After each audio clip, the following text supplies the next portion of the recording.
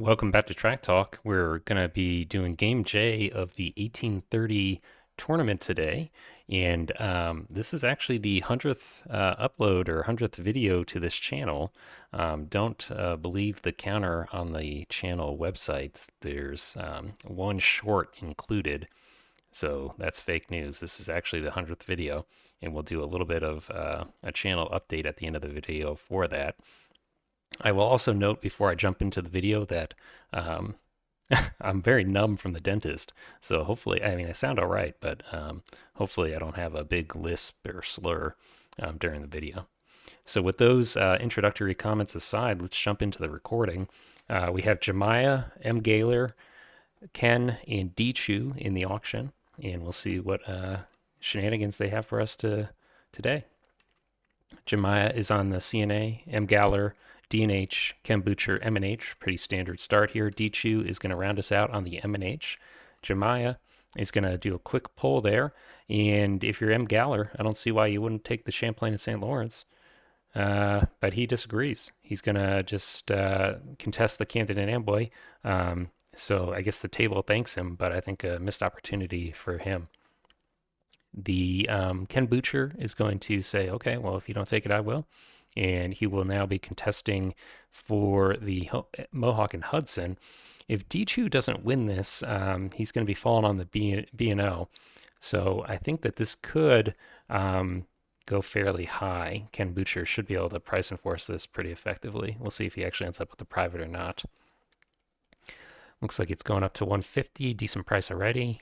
160, and D2 does take that. Ken Butcher now finds himself in a situation where potentially he's on the chopping block for the B&O. Only $10 of revenue. If Jemiah wins this, Ken will be the one to take the B&O. So we'll see. They are moving pretty quick there and get up to just 215. It looks like Ken is safe. M. Galler is pretty over privatized on the DNH and CNA. Jemiah with just $5 of income should be falling on the B&O, and he does his duty and takes that. So M. Galler is going to be leading us off. He's not got enough to float. We'll see if he just wants to reserve the PRR or if he's going to wait for someone else to float it and then sell and hope to float that way. He will take it. Okay. Ken Butcher, CNO. Dichu, NYNH, and Jemiah is going to just pass for now. Looks like these companies are all going to float, and Jemiah is going to go back and buy paying shares at the end of the stock round, so priority is unchanged.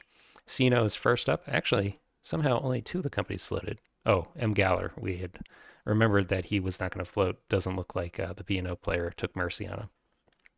Ken Butcher, he's operating and heading towards Chicago, buys a 2 train, NYNH, heading towards the NYC, also buying a 2 train. We're into stock round 2. M. Galler should be able to get the PRR floated here. He's off to the races. Ken Butcher, he's going to buy an NYNH. Potential for a dump there if he isn't careful. NYNH is operating last in priority, and we have the potential for a private buy-in and then a dump if Ken Butcher is not careful.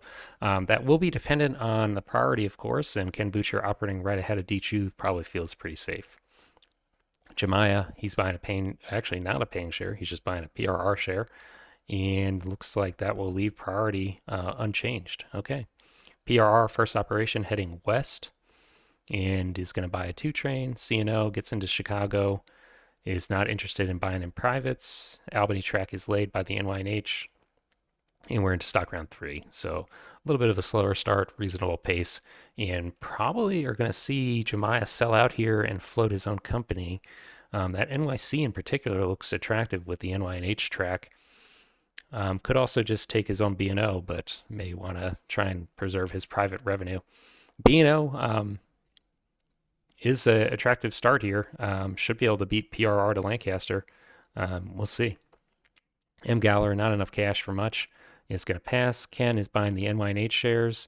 Does he want to trash that, or does he really want to sit on 3 shares of the NYNH? I guess it's still likely that he will be ahead of D2, so potentially safe, and it's going to have the highest revenue compared to the PRR. Okay. D-Chu buying a CNO. Jemiah is starting to sell out, and he's going to float the B&O. Okay, I think that's fine because you're going to beat the PRR there. Could have taken the NYC too, but the B&O is fine. And we'll have to see who is able to take the NYC in the next stock round. D-Chu should be going pretty late in priorities, so not looking good for him. Potentially M. Galler. NYC PRR, that's a pretty good combo. We'll see. So Ken Butcher is going to sell a CNO and buys an NYNH. Okay. B&O's slowly working towards a float and got there.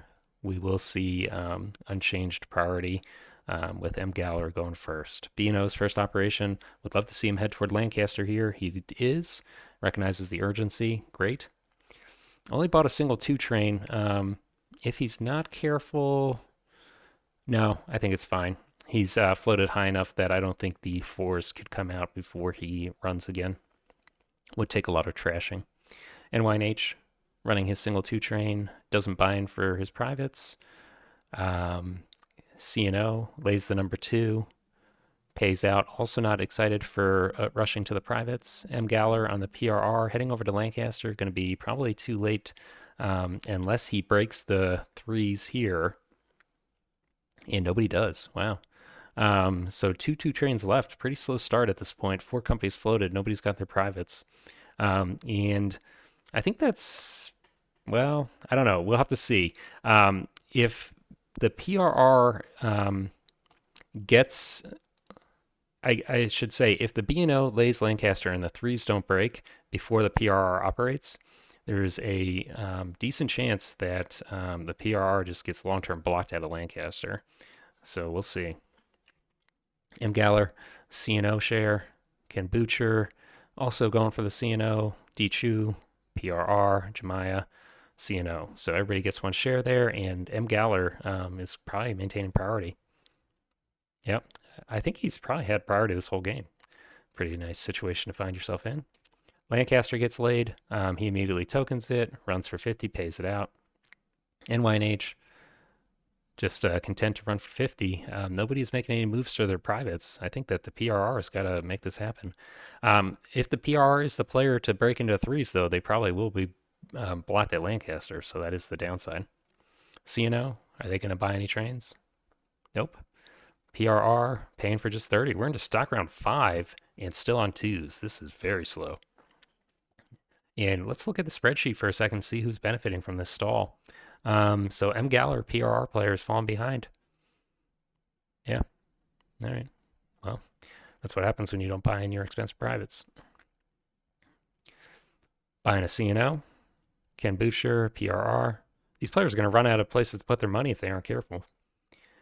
CNO, 1 share left, and it's trashed. D-Chu. Everybody's selling out of the PRR. Going for the B&O.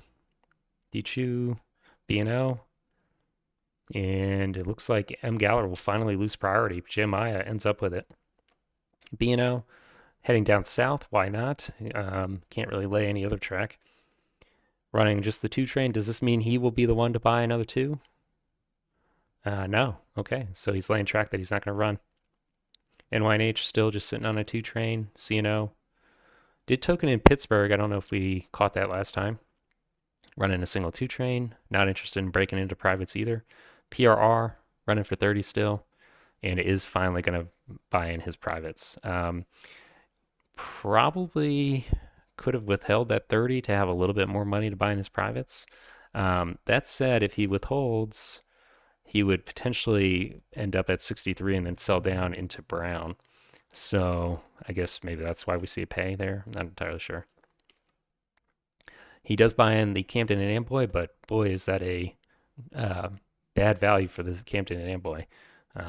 Losing out on 60 bucks. PRR gets bought. I think that if you're Jemiah, you may have wanted to hold your cash there. I'm assuming that we're going to see M. Galler sell out here. Looks like he does.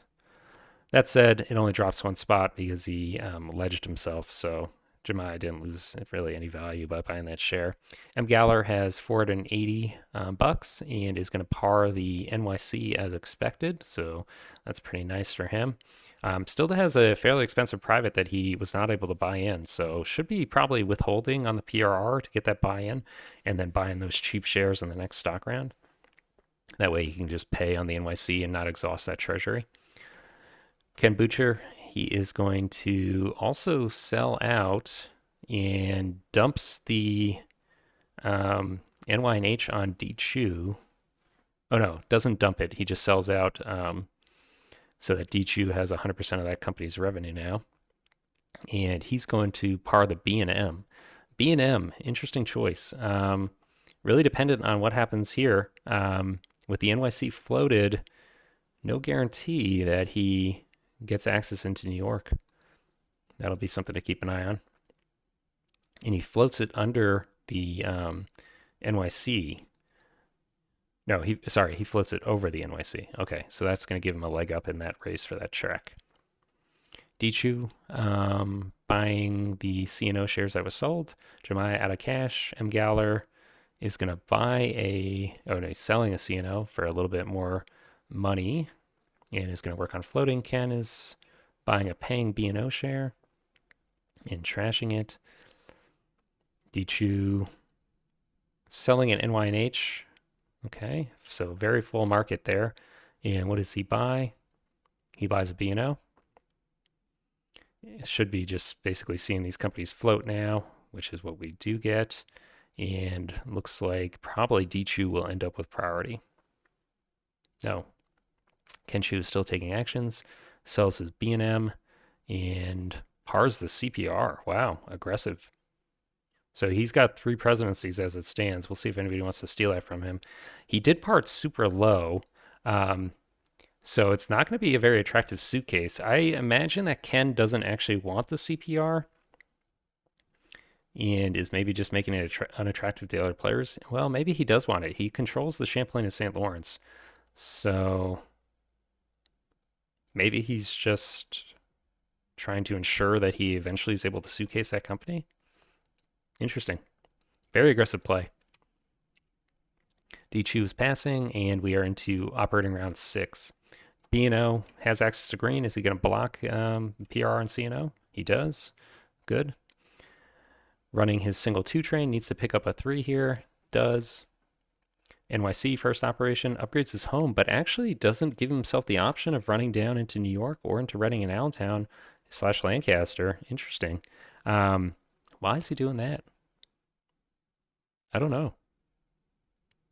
That is weird. So he's been blocked on his PRR, and now he's basically blocked himself on the NYC. Very unusual decision there. Is there no K or is there no X? No, there's plenty. All right, well, good news for the B&M. He's happy to see that, I'm sure. He's going to run the B&M Lake Providence and should have a very easy time getting into New York as a result. Buys a 3, doesn't drop the token on Providence. NYNH upgrades NYC, so good news for the B&M. He's going to token Albany and picks up a 3. CNO is going to head down towards Baltimore, but same as PRR is blocked out of Lancaster, so both those companies are hurting. Runs a 2, should be picking up the 4 here. He does, and does that mean the PRR falls back trainless? No, he's the one that broke green, so at least doesn't fall back trainless, but he's in a little bit of a rough situation on this map.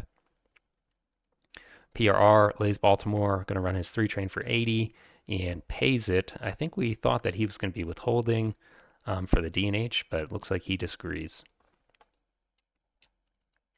B&O, first to operate in 6.2, should be probably laying Reading and Allentown, be my guess. Instead laying Philadelphia and blocking himself. Is this a better run? 70, so that'd be 120 versus 90. Yeah, so this is a slightly better run than running into New York with the 3 train, but I still think he probably should have laid this differently. With that said, he is the B&O, so he can run into New York through either of these tiles, the Lancaster or through Atlantic City. pretty much without fail. So maybe he wants to make Lancaster a little less valuable for these other players when they eventually get tokens there, and then plans to run through Atlantic City. Hard to say. Paying for 120, buys the 4, depleted his treasury a fair amount. Needs to make sure he can get a permanent train soon. Buying in his private. NYNH is laying track to try and get into Lancaster. Will not be able to make the loop into New York South, not directly. It does not have a token to secure Lancaster. So we'll see where Reading and Allentown actually ends up heading. Runs for 100, pays it. He's going to buy his M&H. So he had a private that was not bought last time. And a lot of players still do. So, okay. He's not really that behind. NYC heading over to Rochester. Still a little bit confused by the Albany tile. Running for 100. He buys his private. Could have withheld on the PRR to have more cash to do that. Now his treasuries are looking a little bit grim. B&M. He has been blocked into New York as a result of the NYNH track. So that's unfortunate. Not a long-term blockade, but until Brown, he is blocked. He may be able to get access into Lancaster. That would be interesting if the B&M token ends up in Lancaster instead of the PRR or the CNO. That'd be a pretty big change in the game state. We'll have to monitor that. Pays for 80. Buying in the Champlain and St. Lawrence. He does control that CPR, so he's leaving it a viable suitcase. CNO, his other company, upgrading Pittsburgh. Ian running for 120. PRR, laying kind of random track to the south. Does token Pittsburgh, so B&O is getting a little bit of payback for that Lancaster lay. Probably, well, I don't know. It's too early to say if that's going to be significant or not. We're into stock round 7. Has been a very slow game. Stock round 7 still on 4 trains. A lot of cash for a lot of players here. The Erie is available to float. Probably not the most attractive option here, facing 4 trains still. May want to just buy paying shares and let somebody else do the dirty work of buying up those 4s. His NYNH is pretty poor, so he will eventually need some permanent train money. Maybe for that reason he looks towards the Erie. He's going to sell, and he will float the Erie for max. Okay. Jemiah, he is buying paying shares. M. Galler also looking towards paying shares. Ken Butcher, is he going to float the CPR or is he going to buy paying shares? Looks like for now, buying paying shares. Although he does just trash the B&O. I think he did this last operating round too. Dichu working on floating the Erie. Jemiah is going to pressure the CPR. Really no chance he buys that. So just giving Ken a break because he's going to have to buy fewer shares to float the CPR and get that money for free. So unless you can be pretty sure you're going to have to steal that presidency, I don't think it makes sense to buy those shares. And then when you sell them down, which I presume you're going to do, you're putting him closer to yellow. So then he really has no downside to floating this company. Doesn't even hurt his cert limit. M. Galler buying the NYNH. Ken Butcher buying the CPR. He says, thanks, Jemiah, for the help. Erie getting close. Jemiah passing. M. Galler, B&O. Ken Butcher, CPR. Erie. And the CPR is now floated. Dichu has floated the Erie. See what Jemiah does. Just going to sit on a share in the CPR. That seems bad. Probably never going to run. And everybody passes. Okay. We do have 2 trains in front of the 5 still, just looking at operating order. Looks like the NYNH, B&O, and then the Erie, the newly floated Erie. So NYC, B&M are the companies I'm looking towards. Are they in a position to push through? No. All right. Might have a little bit of a stall in the Poison 4 here. We'll see. NYNH lays towards Philadelphia instead of towards Lancaster. All right. I mean, he's not going to be able to defend the run into Lancaster ever, so reasonable not to lay towards it, but he's heavily dependent on this Philadelphia upgrade here. And there's going to be a lot of players that are going to be contesting him for that, I have to assume. runs for 100. B&O upgrades Washington, should have really good revenue here. He's really benefiting from the slow pace of this game with these two trains.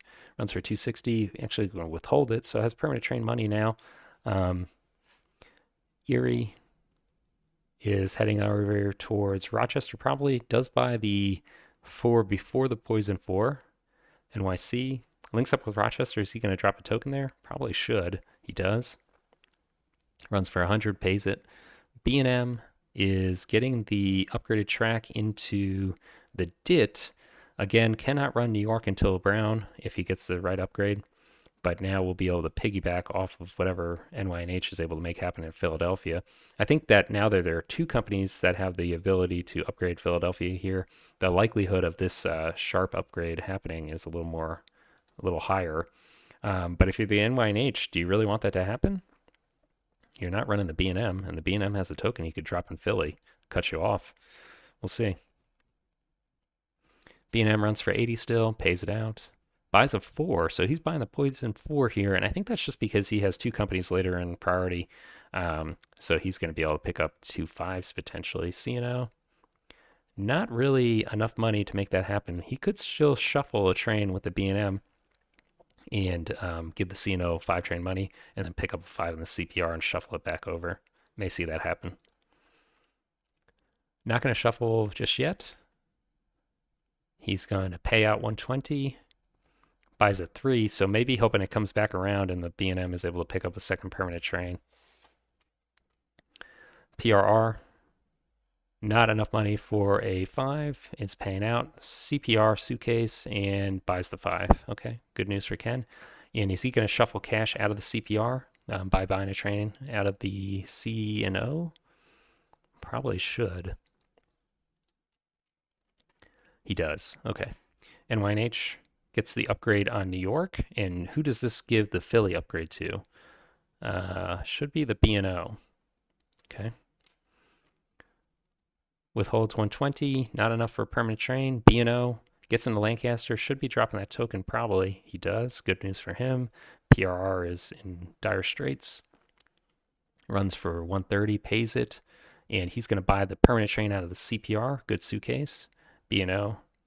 He gets the upgrade, so is able to kill the run into New York South from the north, but secures himself a run into New York North, and then potentially from Baltimore, a second run into New York South. And really, he could make this big loop here and hit both of them with the appropriate train. So he's probably okay with getting a D train. He's got enough cash. Don't know that he really needs a 6 because his run is going to be good enough that he can afford to run a D train and actually have it be pretty profitable. He does need to worry about the tokens a little bit. So has the option of tokening Philly here to protect that against the B&M and the C&O. Does the C&O have a token? No, it's out. So really the B&M would be the question. Could also token in New York. I think that's probably less valuable. If he runs into New York, he can hit the revenue whether or not he's got a token there. And by tokening there, he's just guaranteeing an extra $50 from Albany and the DIT. So I think this is the strictly better token. And then he would want to upgrade a sharp tile here to complete the link up with New York South. Okay, I think that's the move. He does token it. Good. And he's got a really nice revenue, 310. Does he want to withhold that for a permanent train, or is he just going to pay that? Looks like he does withhold. All right. Jeremiah's in a pretty good position on the B&O. The rest of the game state is less favorable for him, though. He's trailing in shares and only has one presidency. So his ability to exceed his cert limit, his map control, all going to be trailing these other players. And his net worth is far enough behind that he's already in last place. So despite the B&O being quite good, I don't think it's going to be enough for Jemiah to win this game. I will say that M. Galler, however, has two companies. PRR is bad, but the NYC is okay. He's in contention for first in terms of net worth and share lead, so his investment early in the B&O may come off to pay dividends later in the game. We'll have to monitor that. Hopefully he doesn't have to sell those shares. NYC upgrades Albany. Does he pick up a 5 here? Is there 5s left? There are 2 left. he is able to grab it, and then the B&M should be grabbing that to last 5. He's going to pay that and snags the 5. It does have a token at his disposal still. Not sure we'll see that dropped. I don't think he has to worry about his runs being cut, but he could be a little bit of a nuisance by tokening in New York. I'm also a little bit surprised that we see the Boston upgrade here instead of this upgrade, because I'm assuming that he's going to long term want to run through New York. And by neglecting to upgrade it here, he runs the risk that one of the other players, the NYC, the NYNH, the BNO, could give him a tragic track here that would prevent him from ever running into New York. Erie links up with Rochester, already tokened out, so has pretty bad potential for runs. Will buy a 6 here, I assume. Does. That leaves the PRR to fall back trainless. We were talking about how M. Galler was in a decent position with the B&O shares. Does he have to sell shares here to survive this? Looks like he does. Okay, so he snags the 6, but I think he's probably in a much worse position now. The PRR runs are no good. The NYC runs are decent, but he's far enough behind his shares from Ken and Dichu, and his net worth is lagging too. Yeah, so he's got a little bit of a steep climb to come back into this game now. CPR is still suitcased, and we're into stock round 8. So just taking a moment to look around here, we see that the NYNH is trainless. Is going to need a D train, it looks like. His Erie has a 4 that could be shuffled to delay, but I'm looking at this B&O, and it's just a hair away from the D train upgrade himself. So the shuffle would just be kicking the can down the road just a very little bit. And it looks like the other players are all good in terms of train liability, so we're just keeping an eye on this NYNH. In terms of cash into the stock round, Ken Butcher leads, so should be widening his share lead here, and is in a pretty good position. He's also got a lot more cash than it looks like, because he's going to be able to sell this CPR down and by paying shares in exchange. So it's starting to look like Ken's game. Jemiah is going to buy a paying B&M. This should run before the upgrade in the B&O, so we'll have good revenue and gets a little arbitrage there. IPO to market. M. Galler's out of cash, kind of in a rough spot. He's going to sell the B&O. We've kind of identified this company as being potentially quite lucrative, so that's problematic. He buys the C&O. C&O short term is going to be running quite well, but long term, I think it's worse revenue than the B&O. Ken, he is going to sell the CPR, has a ton of money now, and he will buy the last C&O. Dichu, he is buying the B&M, okay, and trashing it. So now it runs after the NYC or the NYNH. Bad news for Ken potentially, but I don't know that the NYNH is going to be able to bring out the D train anyways. So probably still gets the 4 train run. Dichu passing now. Jemiah's out of cash. M. Galler's out of cash. And Ken is going back and just buying these lucrative shares. Yeah. Dichu buys an NYC. Ken. Jemiah looks like he sold out of the CPR a little bit later and was able to exchange that for a PRR, whatever. Ken, NYC, Dichu, last NYC. So a lot of companies are going to be floating up. Looks like Ken is just going around hoovering up, paying shares. Dichu is trashing the NYC and went back for a PRR. Ken floats up the B&O, and we are into the operating round. So having previously discussed the B&O as being an important company to get an investment in, we have our current leader and favorite for the win, Ken, hoovering up 30% of that company. I think he's in a great position. And I think both of his companies are going to run 2 trains this operating round before they rust. C&O upgrades Pittsburgh, runs for 350 and pays it. Erie upgrades his home for a little more money, but is still able to run only 1 train. NYNH, trainless, is going to start working on breaking that CPR suitcase, which is important, but probably will happen too late to affect the game state, would be my guess. He will shuffle the train, and he's going to leave himself $80 in the NYNH to lay this track, but let's all recognize that he needs 2 track lays to actually make it happen. So should probably have left himself 160 or just given everything to the Erie would be my guess. And the Erie has the 6 train and all the money. The Erie's runs are not going to support a D train ever. So he's really going to want the D train in the NYNH, even though those runs are pretty poor too. Yeah, I don't know. He's just in a rough position. Not a whole lot for him to do in this game, I don't think. B&M running 2 trains gets the Providence upgrade, so he can do that. Still not worried about this track here and the run into New York.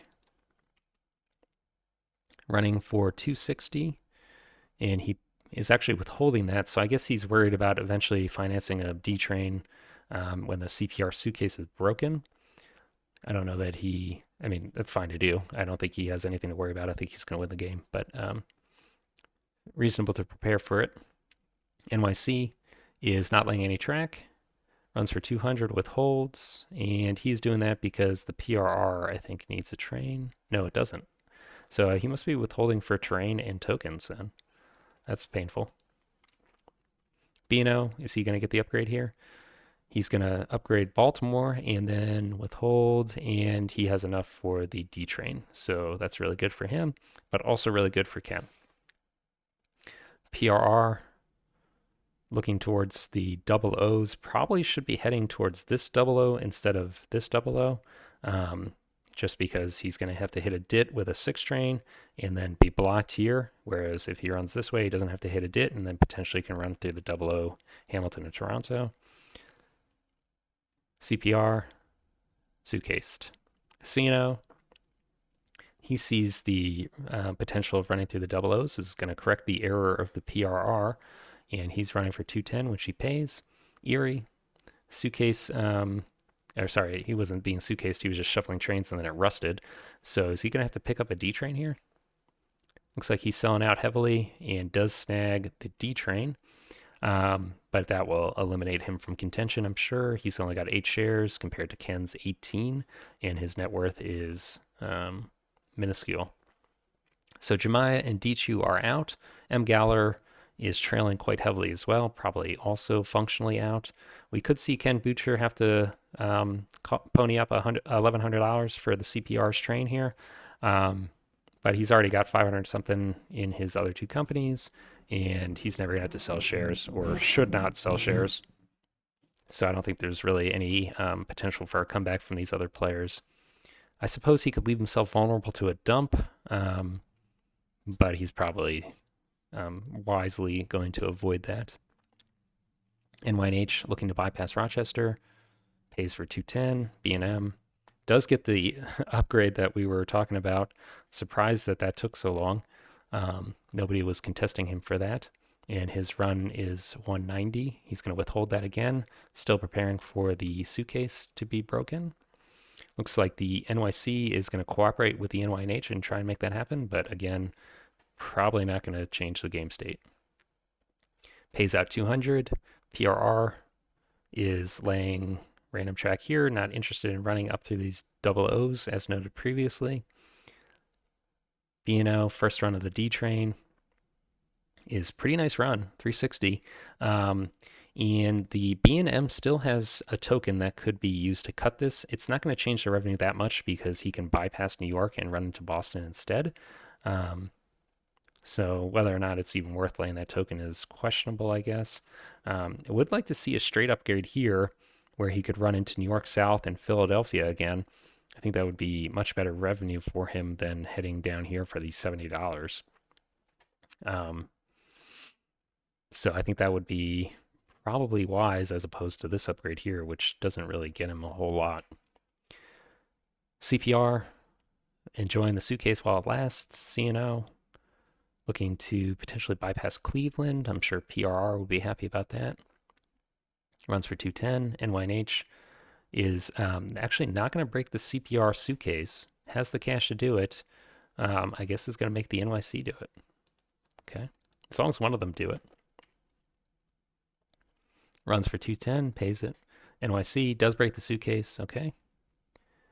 Pays for 200. Erie running a D train for something terrible. Just 130. And is he going to be able to secure this token? on the double O? He should be able to. He's almost at the token money already. Although it's a zero point 0.3 operating round, so if people buy those market shares, he's gonna have to withhold for it. That would be painful. B&M somehow trainless. I guess he shuffled the train into the CPR preemptively. No, he bought it across in the CNO to combine his cash. So he should be able to pick up a pretty easy D train here and then shuffle a 5 into the CPR and he'll be totally fine. He buys the D train for 300 bucks out of his presidency. PRR is still working on getting into Chicago. B&O does lay that track that we were looking at. Good. So his run is going to be a lot better. 430 now. And this is great. I mean, Jemiah's running great, but the problem is that Ken Butcher is going to have 30% and potentially 40%. No, he's going last, so he shouldn't get that share of that company. So he's already secured all the shares he needs. CPR heading over towards Ottawa and buys the 5. So let's look at the game state here. Ken is in the lead. He's in terms of net worth, he's got all the shares he wants. He has no train liability. There's really no way for anybody to win this game other than him. So market, there's $9,000 left in it, so 2 ORs probably left. But there's just no way for anybody to win the game. So Ken wins. All right, let's skip to the end and just confirm that. Yep, Ken wins it by over or around $1,000. Looks like a lot of track developed in the West eventually. We did go actually, I think that was 2 more operating rounds. So a long game, but Ken had it locked up for a long time. Well played to him. And for the first time, let's just take a look at the standings here in the tournament. A lot of games still undetermined. So we have, you know, not much to say just yet, but I wanted to show the bracket. Table 3 of the second round is almost full. We're just waiting on game C to end, and then we'll know what these 4 players are. In table 2, similar situation, just waiting on game O. But interestingly, table 1 and table 4 don't have anybody determined yet. So, about half of the games are over, but we got a while to go. This is a single elimination tournament, so whoever wins this game will proceed to the final. Same for, all 4 of these games. And we will have then a final tournament to determine the overall winner. Once again, congratulations to Ken on his win and look forward to seeing his play in the second stage of the tournament. I just want to talk a little bit now about the channel since this is our 100th video. In general, I'm pretty happy with the way the channel's been going. We started doing this about a year and a half ago, and as noted, we have our 100th video today. I think that's a pretty good pace. When you stop and think about it, 100 videos is about 100 hours of actual time talking, a lot more time than that in terms of preparation and editing.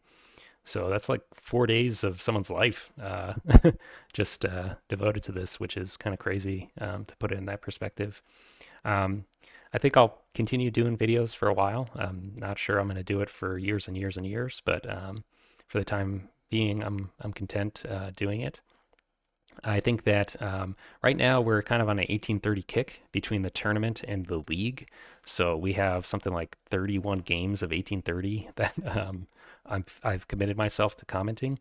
And I think once we're done with that, we're going to take a extended hiatus from 1830 on the channel. The channel is already kind of dominated by 1830. We've got, I'm just looking here, something like 30 videos of 1830, and I think the next closest is maybe like 8 or 11 on 1889. So I'd like to, diversify and do some different types of videos. The problem is that 1830 is kind of the one I'm most familiar with, so it's very easy for me to make those videos. They're pretty quick games. I'd love to do 1817 and 1841, but those games are very long. The videos end up being very long, and it's just a lot of work to put those together. So I'll work up the courage to do it again, but that's why we haven't been doing as much of that. I would like to bring some new titles to the channel too. I've been trying to branch it out gradually. We did do 18 Ireland not too long ago. In terms of options for that, I think 1862 would be interesting. That's another kind of complicated long game, so has some of the same downsides as 1817 and 1841. But I am interested in doing that in the future. 1861, 1867 could be options. They're kind of shorter, more simple games, so more along the lines of the 89s, Chesapeake's, uh, 49s type of length and depth of analysis, I guess I would think. Games that we have done in the past that probably won't be coming back would be Mechs in 22 Pacific Northwest. I'm just not a fan of Mechs. I don't enjoy playing it or watching it. And Pacific Northwest, I actually do like. The time I played it was a lot of fun. Um, but I think that the 22 system just doesn't make for very engaging videos. Sitting there watching auctions is just not very fun. So I don't think we're going to do too much 22 on the channel. 18 India is another one that has been very popular on the site recently. A lot of buzz, I guess, but it's not a game that I particularly like. Probably won't do too much of that. So yeah, I think that we will certainly be taking a break from 1830 after doing like 30 straight videos on it. And we'll be looking for other videos to bring to the channel. Please let me know if there's one in particular that you'd like to see. We can certainly investigate whether or not that's possible. Um, so that's in terms of content. In terms of other things for the channel, I know that we are going to be seeing an 1846 league soon. Same people that are doing the 1830 league are talking about an 1846 league. I'm going to I guess leave it undecided for now whether or not I have interest in covering that. 1846 is not a game I play that much. I know a lot of people really like it, so it would probably be popular in terms of coverage. Um, but it's also a lot of work doing these league videos because there's at least 3 videos or 3 games a week that I can try and condense into a single video. I imagine that 1846 would retain almost all the 30 players and then probably add at least one more or a few more. So instead of 3 videos, we could be, sorry, I keep saying videos, I mean games. Instead of 3 games per video, we might be doing 4 or even 5 games per video. And it just ends up being a lot of work. For a game that I'm not particularly excited by. So I'll think about it. I might consider doing the 46 league if there's enough interest or if I don't have other things going on. Um, and then in terms of other types of viewpoints and commentary, in the past we've had other people on the channel. I'd like to do more of that. It's just hard to coordinate schedules and find people that are um, masochistic like me, that they want to sit in front of the camera and talk about someone else playing for an hour. Um, so I've talked to some of the 1830 players in the tournament.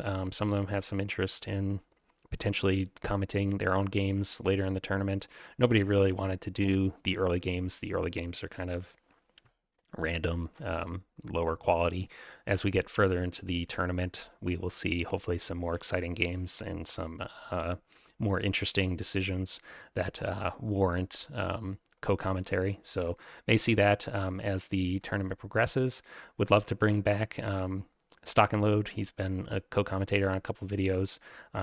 We just need to coordinate our schedules, and I think it's nice to have someone else's voice on the channel. It just breaks it up and gets a different opinion. So yeah, I think there's definitely room for growth for the channel. I probably will continue doing it for a while, and I think that so far the reception has been pretty positive. So any feedback, feel free to leave it on the channel comments. I'll be happy to talk to you about it or at least consider things. But for now, we're gonna keep on trucking along. So that was the 100th video, little update and stream of consciousness thoughts on the channel. We'll call it there. Thanks for watching.